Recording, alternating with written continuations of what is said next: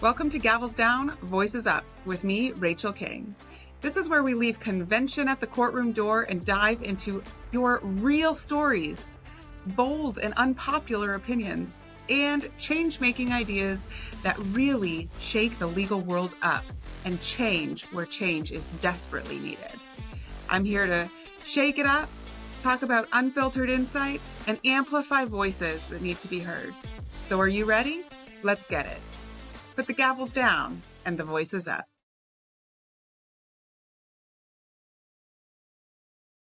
Welcome back to Gavels Down, Voices Up. My name's Rachel King. I am an attorney, though I don't really look like it today. I went casual Tuesday because I feel like every other day the last few weeks I've had to throw on a suit, do my makeup and my hair. Today we are going to talk about a fantastic subject, one of my favorites, my favorite area of law of all time. We are going to do a deep dive into the world of probate battles, all of the fights that go on in a probate. We're going to talk about the legal complexities. What are the common things that I see trigger a probate contest? And we will talk about some of the things that people can do to potentially avoid a probate contest or how to handle one if you find yourself involved in this hugely emotional area of law. So, why is probate so difficult? Well, first, let's take a step back. Probate is the area of law that handles, in most cases, what happens to property when somebody passes away. So like I own a house and I have retirement accounts, I have bank accounts. What happens to that stuff when I die? We have the California Probate Code in California, and every jurisdiction has a different set of laws that handle this. The Probate Code also handles the ability to do a will, the ability to leave your property outside of what the law defaults to, trust laws, things like that. They all fall under the California Probate Code. But one of the things that's very interesting about probate in general, one of the things that makes it maybe more emotional than some family law proceedings, is that it's triggered when somebody dies. Not only are you having to go through the intense emotional grieving and mourning process of your loved one, whether that's a spouse, a parent, a child, a close friend, a life partner, whoever it is, you have to grieve them. Everybody grieves differently. We really can't surmise how we're going to handle the grief process. You have to figure out how to manage this loss. And then you're also thrown into a legal situation, which pairing those two up is a real bummer. It's hard enough to deal with a legal process when everything in your life is going great, but add in grief and it is almost a recipe for disaster. In my experience, while I love my clients and I love my cases, and I know that everybody has a hard time going through legal processes, this particular area of law and these legal processes seem to bring out maybe the worst in people. Why? I think because you're grieving, and grieving manifests in all sorts of different ways. So as I address and I move through the legal situations with my clients, I try and go into them with a lot of grace and kindness and patience, because I don't think it's fair that I put any expectations on a party or a client who is going through the grieving process. It's my job to be there, to advocate for them, and to make sure that they understand what is happening. All right, so that's a little bit about why I think probate is challenging. A probate battle is where people are fighting, and not every probate is a fight. It's still stressful because you're still grieving the loss, but maybe nobody's fighting. So I'm going to give you a real quick example of a probate that I would consider uncontested. Everything is going swimmingly, but maybe it's still a pain. Husband and wife are married. They have a house. They refinanced the house a couple of years ago because they wanted to get a really great interest rate. Wife wasn't working. Husband had the better credit and the employment. For a whole bunch of financial purposes or reasons, they decided to put the loan in husband's name, and husband ended up on title. Wife never made it to title, but it was just one of those things that happened, right? They never intended the house to be only husband. In fact, on Pillow Talk, it was always expected that the survivor would have the house. So husband passes away. Wife is now trying to get the house.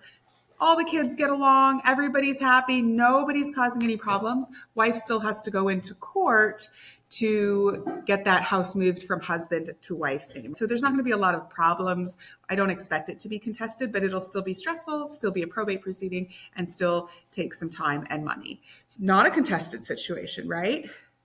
But a contested situation is where we have people that fight. So maybe that exact same situation, we have an adult child that's from a previous relationship that says, no, dad always said I was going to get the house. In fact, I put $50,000 down on the house. You don't get it, or I get my $50,000 back. That wouldn't be as easy, right? We'd have somebody coming in causing a problem, and that is bad. So what do I notice? I do this area of law all the time. This is like my favorite area of law. If I could do it 100% of the time and help families navigate this process, I probably would.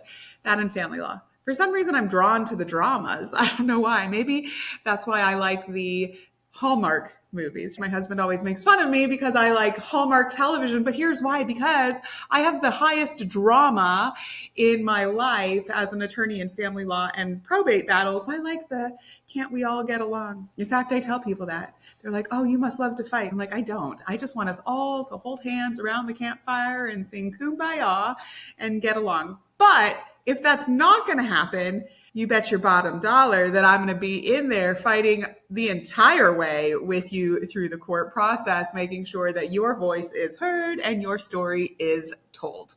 There's a lot of different reasons that people start getting or get involved in contested probate. Some people are just criminal and they make a living of unduly influencing and misappropriating and, quite frankly, stealing people's money and inheritance.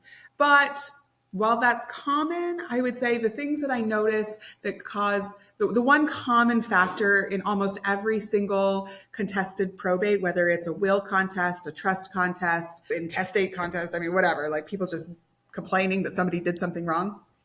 It's where you have one party, right? That party could be a lot of different people. It could be a spouse, it could be a child, family member, neighbor, caregiver, charity, lawyer. It could be just one person that potentially has an interest in this estate, the deceased person's stuff, and they are money motivated.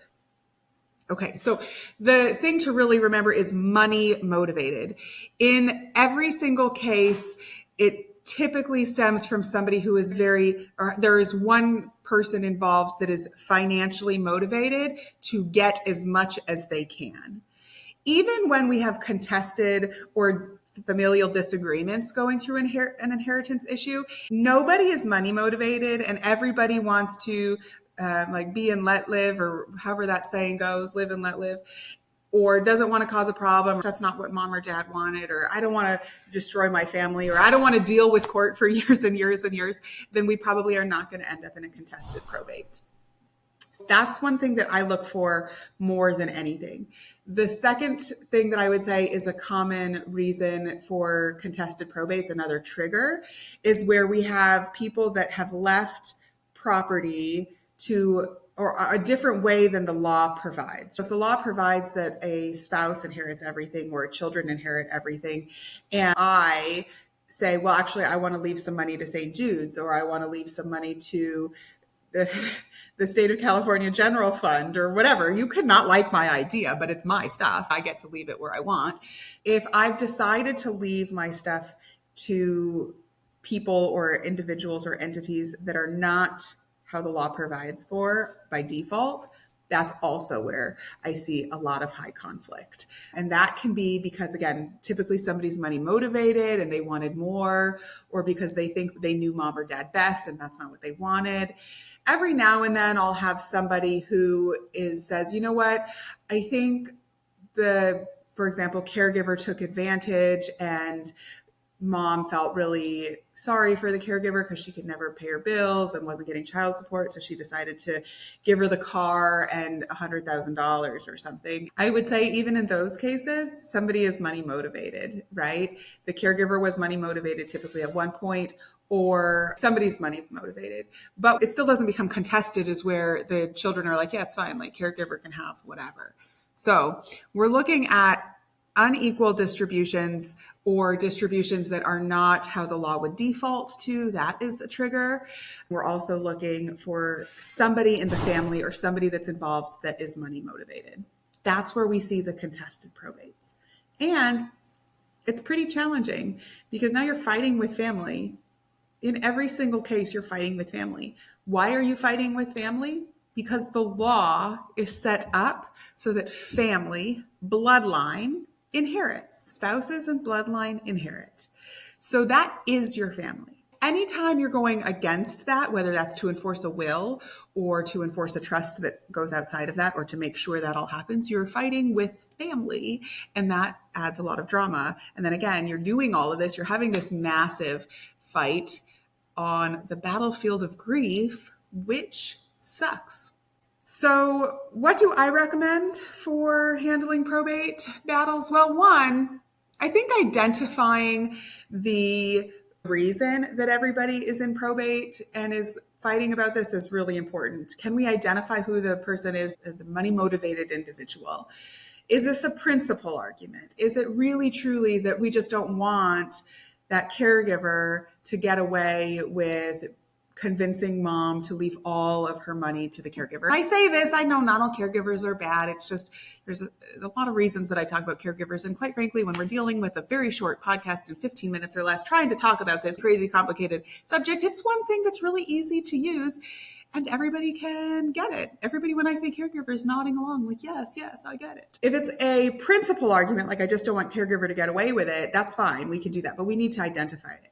Why? Because there's a difference between principal arguments and financially motivated arguments in court. A principal argument is basically where you're going in, how I define them, is where you're going into court and you just want the judge to say, you're right, they were wrong. You don't really care about how much it costs you or what the reward is going to be. All you're looking for is somebody to vindicate your position. That's expensive. The other side is, again, a cost-benefit analysis, more like a money, how much is this going to cost me versus how much am I going to gain, things like that. Specifically in probate, I really try and have my clients understand the law and understand the principal side of things, but make decisions under a cost-benefit analysis. Because again, it is very important that my clients are able to grieve and mourn properly. Sometimes being stuck in this legal battle can really prevent that. To the extent that I can say, look, you were wronged and here's why, and here's what the law says, and you might win or you might lose. Here's what we could do about that. But at the end of the day, here's how much money there is. Is this really something you want to be stuck in for 3 years? Yes, 3+ years are how long these cases take. There's some that have gone for decades. So let's maybe not do that. I'm going to talk at the end about the 5 things that I evaluate in a case when I'm working with clients, and that will resurface that. How long do you have to stick with it? And now for a quick break. This episode of Gavels Down, Voices Up is proudly brought to you by King Law Firm, Attorneys at Law Incorporated. We're not just about winning cases, we're about making a difference. Whether it's family law, probate litigation, or standing up against elder abuse, we bring experience, empathy, and excellence to the courtroom. At King Law Firm, we're more than lawyers. We're your team, in your corner, advocating for your rights and making your voice heard.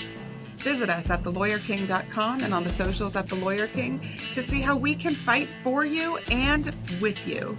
King Law Firm, Attorneys at Law Incorporated, where your fight becomes our fight. Now let's get back to today's episode. So once we've decided why we're doing this, whether it's money or purpose, and really there's no wrong answer. You can be the person that's money motivated. It's fine. I've represented all types. And even if the person is money motivated, doesn't mean they're wrong. They could still be right. Once we look at that, I really try and work with my client to evaluate all of the factors. There are 5 factors that I look for. What's the law? We want to know what the law is. We want to know the facts that we've got. Sometimes they're good, sometimes they're not so good. And when I look at facts, it's also, are we going to be able to prove that in court? How much time do we have? Sometimes these cases, again, can take a really long time, but we don't have time. Is the house getting foreclosed on? Is the money being taken to offshore bank accounts? What is happening? How much time do we have to resolve this? How much money do we have to resolve this, right? Attorneys are expensive. I'm not a cheap attorney. So dealing with this on your own is possible, but it might be a challenge. So how much money do you have to contribute and to invest, if you will, in your contested probate? The goals of my client, I always want to know what my client's goals are, because whether we need to be on the same page so that we can match up our law, our evidence, our time, and our money and our goals. One of the things that is maybe the most underrated factors in a probate litigation is how much emotional stamina do you have to get through this case? These can go on for years. Goodness gracious. I think it was Jimi Hendrix. His estate went on forever. Michael Jackson, we're dealing with a long time on Michael Jackson. I don't see that resolving anytime soon. And those are big celebrities, but let's bring it right back home. I had a case where the person that died left a will and left all of his assets to his sister. He had no other living relatives at all. He and his sister were very close. He did have a granddaughter, a step granddaughter or something that was still alive, and that his late wife had a relationship with. The step granddaughter came in and said, I should get all of this because I am everything in this will that leaves sister everything is totally fraudulent and was created by undue influence. It's not valid. All of the things, right? Think about everything you could throw at the table as to why she should inherit and not the sister. And that's when it went on. Okay, so we started this case and we finished it 7 years later.